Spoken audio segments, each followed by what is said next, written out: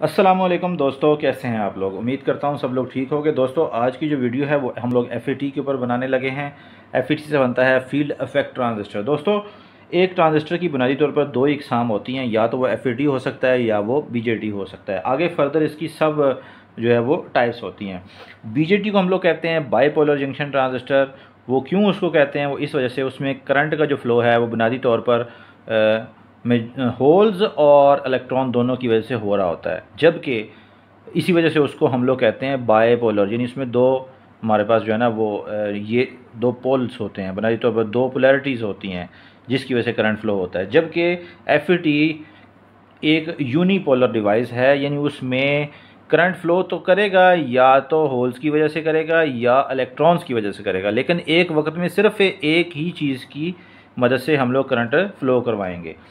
दूसरी अहम वजूहत ये है कि बाईपोलर जंक्शन ट्रांजिस्टर में हम लोग करंट को कंट्रोल करते हैं बेस के ऊपर सिग्नल प्रोवाइड करके, और वो जो सिग्नल होगा वो करंट की फॉर्म में होगा। जबकि एफईटी के अंदर हम लोग गेट के ऊपर जो है वो एक वोल्टेज सोर्स प्रोवाइड करेंगे और उसकी मदद से हम लोग वोल्टेज को कंट्रोल करेंगे। इससे ये पता लगता है कि एफईटी एक वोल्टेज कंट्रोल डिवाइस है, जबकि बीजेटी एक करंट कंट्रोल डिवाइस है। कुछ चीज़ें ऐसी हैं जो कि एफईटी और बीजेटी में सेम है, वो हम देखते हैं कौन सी सेम है और कौन सी डिफरेंट है। अब आपके सामने मैंने ना पूरे बोर्ड के ऊपर एक चीज़ फिलिंग की हुई है। सबसे ऊपर सिंबल्स बनाए हुए हैं, ब्लॉक डायग्राम, एक साइड पर इसकी बाइसिंग है और एक तरफ इसकी कैरेक्टरिस्टिक्स कर्व है। तो आपने जुड़े रहना है, पूरा समझना है। दोस्तों, एफईटी की दो टाइप्स होती हैं, एक को कहते हैं पी चैनल, दूसरे को एन चैनल। तो यहाँ पर पी चैनल से मुराद ये है कि इसमें जो हमारे पास करंट का जो फ्लो है वो बुनियादी तौर पर पॉजिटिव चार्ज कैरियर्स की मदद से होता है, यानी होल्स की मदद से होता है। इसमें सबसे बड़ी बात ये होती है कि ये पूरा जो एरिया होता है, ये जिस जगह पे मैं आपको ये उंगली फेर रहा हूँ, ये वाला, ये सारा का सारा पी टाइप सेमीकंडक्टर से मिलकर बनाया जाता है। और ये भी 3 टर्मिनल डिवाइस है। एक इसकी टर्मिनल होगा ड्रेन, दूसरा इसका सोर्स, तीसरा हमारे पास गेट। और ये जो दरमियान में आपको दो निशान नज़र आ रहे हैं ना, ये गोल सा निशान और एक गोल सा ये निशान, ये बुनियादी तौर पर अगर तो ये पी चैनल होगा तो ये इसको हम लोग कहेंगे, ये गोल से निशान इसको कहेंगे एन। ठीक है, तो बुनियादी तौर पर ये दो पी एन जंक्शन बना रहे होते हैं।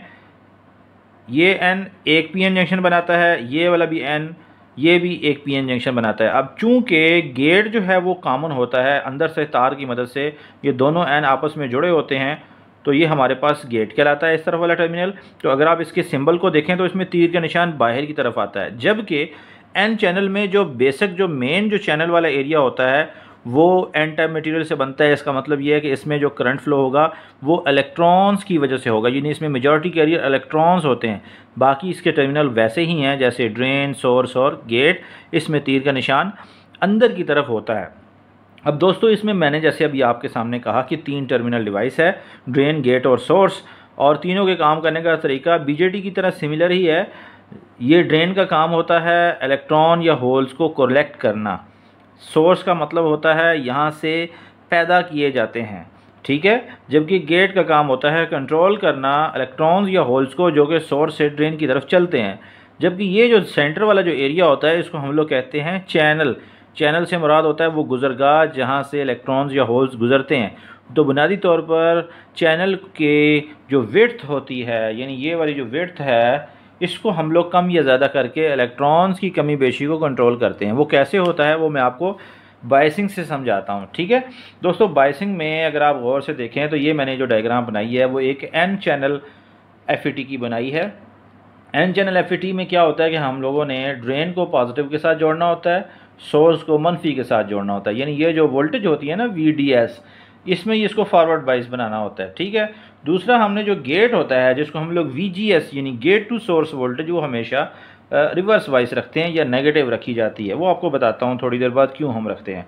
तो यहाँ पर -VGS और ये सोर्स के साथ पॉजिटिव जोड़ दी, ये गेट हो गया, ड्रेन हो गया, सोर्स हो गया। ये बुनियादी तौर पर हमारे पास एक बाइसिंग का एक तरीक़ेकार होता है। अब सबसे पहले क्या होता है कि आपको मैं समझाता हूँ। ये कैरेक्टरिस्टिक्स कर्व जो है वो जिसने समझ लें कि उसने ऑपरेशन समझ लिया। इस कैरेक्टरिस्टिक्स कर्व को अगर आप गौर से देखें तो इसका एक्स एक्सिस जो है वो ड्रेन टू सोर्स वोल्टेज को शो कर रहा है, VDS को, जबकि इसका वर्टिकल जो ऊपर वाला पोर्शन है वो ID यानी ड्रेन करंट को शो कर रहा है। और ये आगे मुख्तलिफ स्लॉट्स जो आपको नज़र आ रही है ना, ऐसे -4, -3, -2, -1 और यहाँ पर जो है वो 0, ये बुनियादी तौर पर गेट टू सोर्स वोल्टेज को शो कर रहा है कि जब गेट टू सोर्स वोल्टेज 0 होगी तो तब करंट का क्या हालत होगी, -1 होगी तो क्या हालत होगी, -2 होगी तो क्या हालत होगी, -3, -4। ठीक है, ये वाली जो साइड पे लिखी हुई है ना, इसको हम लोग कहते हैं VGS। समझ आ गई। अब सपोज़ हम सबसे पहले टॉप से शुरू करते हैं। हम कहते हैं जी VGS की वैल्यू अगर 0 हो, यानी गेट टू सोर्स वोल्टेज जो यहाँ पर प्रोवाइड की हुई है, मैं कहता हूँ कि VGS अगर हमारे पास 0 हो, और एक और कंडीशन भी ये है कि ये जो VDS की वैल्यू है ये भी अगर हम लोग 0 ले लेते हैं तो उस सूरत में ये है कि ये तो डिवाइस ऑन ही नहीं होगी। ठीक है, अब हम दूसरा केस ये ले लेते हैं कि VGS की वैल्यू यानी गेट टू सोर्स वैल्यू हम लोग 0 ही रखते हैं, VDS की वैल्यू थोड़ा बढ़ा के हम लोग क्या करते हैं जी 2.5 वोल्ट कर देते हैं, इतना कर देते हैं। ठीक है, इतना करेंगे तो आप यहाँ से गौर से करेंगे करंट की वैल्यू इतनी बढ़ गई। अब थोड़ा सा और बढ़ाएं, कितना बढ़ाएं, ये 5 वोल्ट तक हम बढ़ा देते हैं। ठीक है, 5 वोल्ट तक हमने क्या बढ़ाया, ड्रेन टू सोर्स वोल्टेज बढ़ाई। जब यहाँ तक पहुँचे तो आपने देखा कि जो वोल्टेज बढ़ाने से जो करंट की जो मकदार है ID वो तेज़ आहिस्ता आहिस्ता बढ़ी, 10 मिली एम्पेयर पे जाके यहाँ पे कर्व आना शुरू हो गई। अब इससे एक बात तो पता लगता है कि जैसे ही हम लोग ड्रेन टू सोर्स वोल्टेज बढ़ाते हैं उस सूरत में तो यहाँ पर डिप्लीशन रेल की विड्थ है वो थोड़ी थोड़ी ज़्यादा होने शुरू हो जाती है, यानी ये दोनों आपस में क्लोज होने शुरू हो जाते हैं। तो उस सूरत में क्या है कि करंट जो है हमारे पास कांस्टेंट फ्लो होने लगता है। अब ये जो एरिया होता है ना जिसमें हमारे पास करंट की मैक्सिमम मिकदार फ्लो कर रही होती है, इसको हम लोग कहते हैं ओहमिक रीजन। उसके बाद ये एक बिल्कुल स्ट्रेट लाइन आ जाती है, एक वक्त तक आती है तकरीबन 15 वोल्ट तक। इस एरिया को कहते हैं पिंच ऑफ रीजन, जिसके अंदर जो है ना वो एक स्ट्रेट लाइन आती है, यानी करंट जो है वो मेंटेन रहता है। लेकिन अगर आप एक हद से ज़्यादा ड्रेन टू सोर्स वोल्टेज बढ़ा देते हैं यानी 20 वोल्ट या इससे ज़्यादा, तो फिर ये जो है ना वो रिवर्स ब्रेक डाउन रीजन में चला जाता है। उस सूरत में ये होता है कि हमारे पास जो करंट की मिकदार है वो 0 से, आपने देखा तीर के निशान ऊपर की तरफ है, यानी मैक्सिमम करंट फ्लो होती है। ये मैंने उस वक्त केस बताया जब आपके पास गेट टू सोर्स वोल्टेज 0 के ऊपर होती है। अब हम सपोज करते हैं कि गेट टू सोर्स वोल्टेज किस पे चले गई, -1 पे चलेगी। अब -1 पे जाने से क्या होगा कि ये जो हमारे पास जो चैनल की जो विड्थ है ये वाली, ये थोड़ी सी बढ़ जाएगी।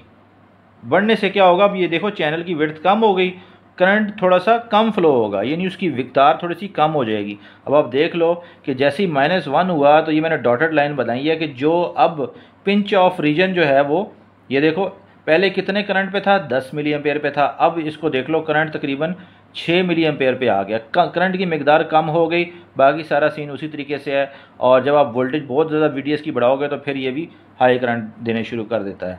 अब और थोड़ा सा हम लोग गेट टू सोर्स वोल्टेज को -1 से यहाँ पर बढ़ा देते हैं जी -2। फिर क्या होगा, ये जो हमारे पास डिप्लीशन रीजन की विड्थ है ये और बढ़ जाएगी। अभी तो आपके सामने दिखाने के लिए कि इतनी ज़्यादा होगी मिसाल के तौर पे। ठीक है, अब जो है वो जब ज़्यादा हो जाएगी, करंट के जो चैनल में से रास्ता है ना वो मज़ीद थोड़ा हो जाएगा, मज़ीद थोड़ा करंट फ्लो होगा। अब -2 में देख लें कि आपके पास जब पिंच ऑफ रीजन स्टार्ट हो रहा होता है तो उस टाइम करंट की मिकदार कितनी रह जाती है, तकरीबन 3 रह जाती है।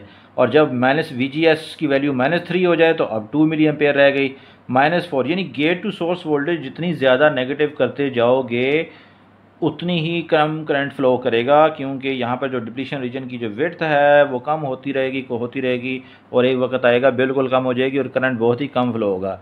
ये सबसे ज़्यादा अच्छा उस वक्त ऑपरेट करेगा जब आप गेट टू सोर्स वोल्टेज को 0 दें या -1 दें, तो उस वक्त ये अच्छे तरीके से ऑपरेट हो रहा होता है। तो ये बुनियादी तौर पर काम करने का तरीक़ाकार है। ये हमारे पास सिंबल्स हैं, ये इसका बाइसिंग का तरीक़ाकार है, और ये हमारे पास इसका यूँ कह लेते हैं कि एक करेक्टरिस्टिक्स कर्व है। अब यहाँ कहाँ पे इस्तेमाल होता है एक FET। दोस्तों FET आपने देखा होगा कि जितने भी हमारे पास इन्वर्टर्स हैं जहाँ पे हम लोगों ने वोल्टेज को बुनियादी तौर पर कंट्रोल करना होता है तो वहाँ पर इसको हम लोग इस्तेमाल करते हैं, जैसे कि ऑपरेशनल एम्पलीफायर में इस्तेमाल करते हैं, टोन कंट्रोल सर्किट में इस्तेमाल करते हैं, पावर सप्लाई सर्किट में इस्तेमाल करते हैं। मतलब यूँ कह लो कि जहाँ पर भी हमने वोल्टेज को कंट्रोल करना होता है वहाँ FET को इस्तेमाल किया जाता है। दोस्तों उम्मीद करता हूँ आपको ये वीडियो बहुत अच्छी लगी होगी, और अगर किसी किस्म का कोई भी क्वेश्चन है तो वो ज़रूर पूछें। अगली वीडियो तक के लिए हमें इजाज़त दें। अल्लाह हाफिज़।